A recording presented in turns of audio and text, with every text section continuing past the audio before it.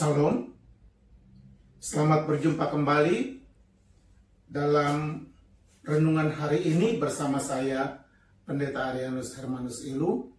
Kita akan masuk dalam renungan firman Tuhan, tapi sebelumnya mari kita berdoa bersama-sama. Kita berdoa. Bapa di dalam sorga, dalam kesempatan ini kami ingin merenungkan firman Tuhan yang menjadi kekuatan untuk kami, yang menjadi pegangan untuk kami dalam menjalani masa sukar ini. Berkati kami, sebab firman Tuhan ini dapat menjadi berkat bagi setiap kami. Terima kasih Bapa. Dalam nama Tuhan Yesus kami berdoa. Amin. Saudara, firman Tuhan hari ini kita ambil dari kitab Habakuk, pasal yang ketiga, ayat yang ke-16 hingga ayat yang ke-19. Kitab Habakuk, pasal yang ketiga, ayat yang ke-16 hingga ayat yang ke-19. Saya akan bacakan. Ketika aku mendengarnya, gemetarlah hatiku. Mendengar bunyinya, menggigillah bibirku. Tulang-tulangku seakan-akan kemasukan sengal, dan aku gemetar di tempat aku berdiri. Namun dengan tenang akan kunantikan hari kesusahan yang akan mendatangi bangsa yang bergerombolan menyerang kami. Sekalipun pohon ara tidak berbunga, pohon anggur tidak berbuah, hasil pohon zaitun mengecewakan, sekalipun ladang-ladang tidak menghasilkan bahan makanan, kambing domba terhalau dari kurungan, dan tidak ada lembu sapi dalam kandang. Namun aku akan bersorak-sorak di dalam Tuhan, beria-ria di dalam Allah yang menyelamatkan aku. Allah Tuhanku itu kekuatanku. Ia membuat kakiku seperti kaki rusa. Ia membiarkan aku berjejak di bukit-bukitku. Saudara, renungan firman Tuhan hari ini saya memberikan judul Kekuatan Kuasa Doa.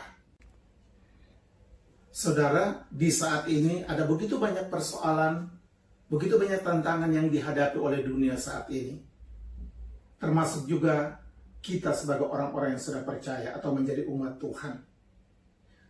Tentu masalah ini kita tidak bisa menghindarinya. Karena memang masalah ini sedang melanda di sebagian dunia, termasuk juga kita di Hong Kong dan kita di Macau ini. Berbagai upaya telah dilakukan oleh manusia untuk ingin lepas daripada kesusahan ini. Mereka tidak mau keluar rumah, mereka tidak mau bersentuhan dengan orang lain, atau mereka juga menghindari untuk tempat-tempat pertemuan yang umum. Karena mereka takut menghadapi masalah ini khususnya untuk sakit penyakit yang sedang merajalela saat ini. Namun bagi kita sebagai orang yang percaya kepada Tuhan, kita masih memiliki kekuatan dan jalan keluar yang melebihi daripada usaha manusia. Dan itulah doa kita. Kita berdoa karena kita percaya kepada Tuhan. Nabi Habakuk dalam tulisannya, ia menuliskan kalimat kunci yang mengatakan, orang benar akan hidup oleh percaya. Hal ini terjadi oleh karena bangsa Israel mengalami penindasan dan penganiayaan dari bangsa Kasdim akibat ketidaktaatan mereka, akibat keberdosaan mereka. Maka di sini Nabi Habakuk menulis dalam bagian terakhir dalam kitabnya dengan satu doa, dengan mengatakan kuasa dan kemenangan yang sangat mengagumkan. Melalui doa dia mengalami kuasa kemenangan yang mengagumkan, sebagaimana ayat yang baru saja kita baca tadi. Faktor-faktor yang memungkinkan kita mengalami kekuatan kuasa doa. Kita mulai dengan poin pertama, doa kepada Allah yang hidup. Kita akan baca berdasarkan Habakuk 1 ayat yang ke-12. Bukankah engkau ya Tuhan dari dahulu Allahku yang maha kudus, tidak akan mati kami. Ya Tuhan, telah kau tetapkan dia untuk menghukumkan Ya gunung batu, telah kau tentukan dia untuk menyiksa. Saudara, untuk memahami poin ini, kita perlu bertanya, kepada siapa kita berdoa? Oleh karena ada banyak orang yang menyebutkan doa, ataupun mereka berbicara tentang doa. Tetapi kepada siapa mereka berdoa? Mereka menyebut Allah. Tetapi pertanyaannya, Allah yang mana? Disinilah letak ketidakjelasan itu. Namun kalau kita perhatikan bagi Habakuk, dia berdoa kepada Allah yang jelas, yaitu Allah yang hidup, Allah yang bertindak, dan Allah itu dia sebut Tuhan. Itulah Tuhan yang telah menyatakan diri kepada Abraham, Ishak, dan Yakub. Dan Tuhan yang sama juga yang kita sembah saat ini. Tuhan yang kita percaya adalah Tuhan yang hidup. Bahkan lagi dia berkuasa. Itulah sebabnya dia menyatakan diri. Dan kita tahu Allah menyatakan diri dalam Tuhan Yesus Kristus. Sehingga di sini menjadi jelas bahwa Allah yang kita percaya itu hidup. Dia menyatakan diri dan dia datang dalam rupa manusia. Tidak sama dengan sesembahan yang lain. Yang diakuinya sebagai ilahnya, tetapi tidak pernah menyatakan diri, tidak pernah menunjukkan diri. Berbeda dengan Allah yang kita percaya, sebagaimana pernyataan dari Habakuk ini. Dan melalui Tuhan Yesus yang sudah menyatakan diri, maka dia mengajarkan kepada kita untuk berdoa. Itulah sebabnya dia katakan kita minta. Dikatakan di dalam Injil Matius 7 ayat yang ke-7, dikatakan mintalah. Perkataan ini menunjukkan atau memberikan kita dorongan untuk berdoa kepada Tuhan, bahwa dia adalah Allah yang hidup dan dia sanggup menjawab setiap doa kita. Poin yang kedua, yaitu Tuhan menjadi kekuatan dalam tantangan kita. Ayat yang ke-19 dari pembacaan kita tadi. Allah Tuhanku itu kekuatanku. Ia membuat kakiku seperti kaki rusa. Ia membiarkan aku berjejak di bukit-bukitku. Saudara, dalam konteks ini, di tengah tantangan dan penindasan yang dihadapi oleh umat Tuhan, Habakuk tempatkan Tuhan sebagai kekuatan. Dia tempatkan Tuhan sebagai kekuatan. Apa artinya? Mungkin saya pakai bahasa yang lebih sederhana. Habakuk tempatkan Tuhan sebagai jagoan dia. Sebagai superstar yang bisa memberikan pertolongan yang dapat diandalkan. Sebetulnya itu yang kita rindukan saat ini.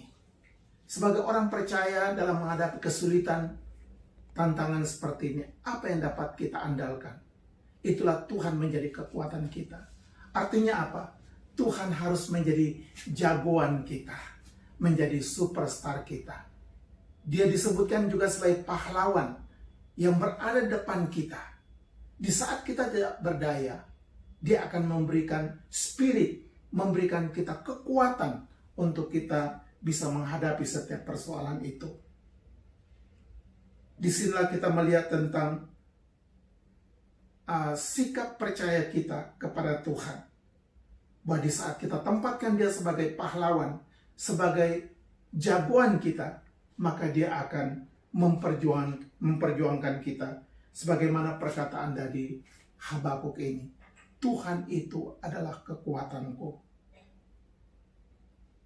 Di saat kita tempatkan Tuhan sebagai kekuatan, maka di dalam menghadapi berbagai kesulitan, kita akan bisa melewatinya. Doa yang kita akan naikkan kepada Tuhan akan menjadi doa yang berdampak. Di dalamnya ada kuasa yang bekerja, sehingga akan kita rasakan kekuatan, kemenangan bersama Tuhan. Doa kita akan menjadi doa yang berdampak. Oleh karena apa? Di dalamnya ada kuasa.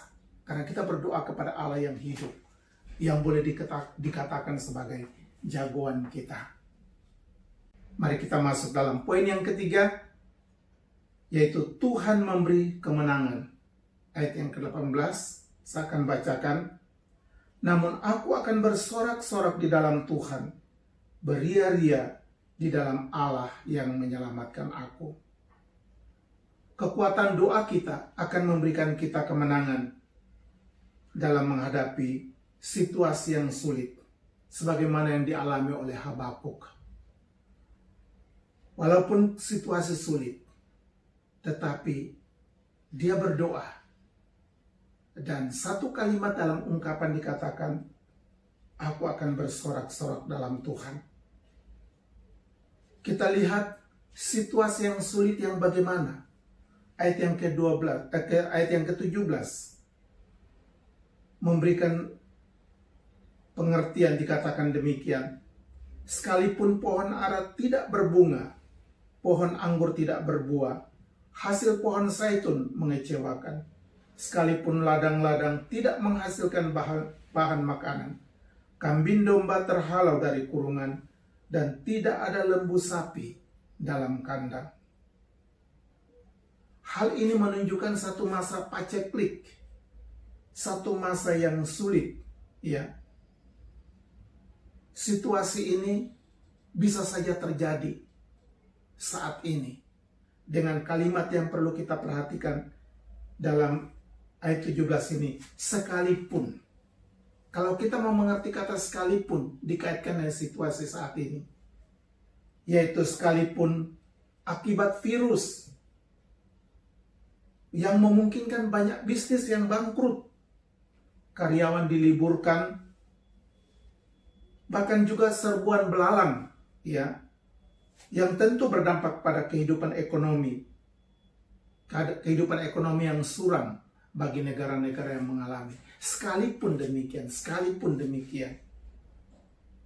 namun bagi kita orang percaya, Tuhan pasti memberikan kita kemenangan, ya.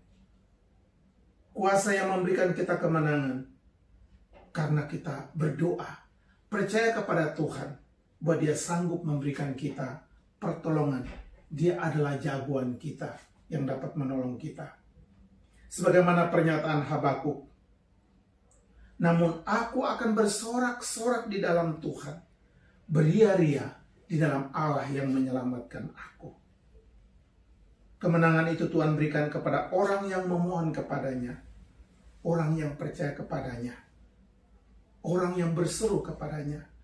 Kalau saudara kita menjadi orang yang selalu berseru kepada Tuhan, berdoa kepada Allah yang hidup, dalam masa sukar apapun, Tuhan pasti akan memberikan kita kemenangan dan kekuatan.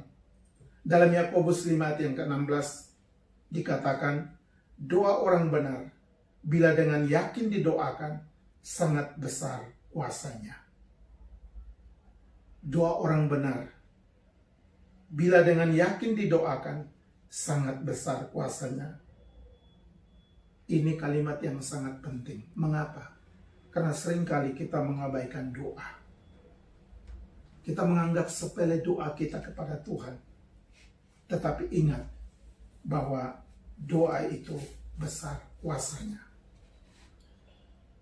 Kesimpulan renungan ini, kita memiliki kekuatan kuasa doa karena kita berdoa kepada Allah yang hidup dan yang berkuasa, sehingga Ia akan memberikan kekuatan kepada kita dalam menghadapi tantangan, bahkan memberikan kita kemenangan dalam mengatasi berbagai persoalan dalam kehidupan kita.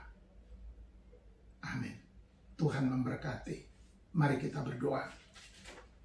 Bapa di dalam sorga, kami bersyukur untuk renungan firman Tuhan ini yang memberikan kami iman, kekuatan, dan pengharapan bahwa kami berdoa kepada Tuhan yang hidup, Allah yang hidup, yang sanggup memberikan pertolongan kepada kami.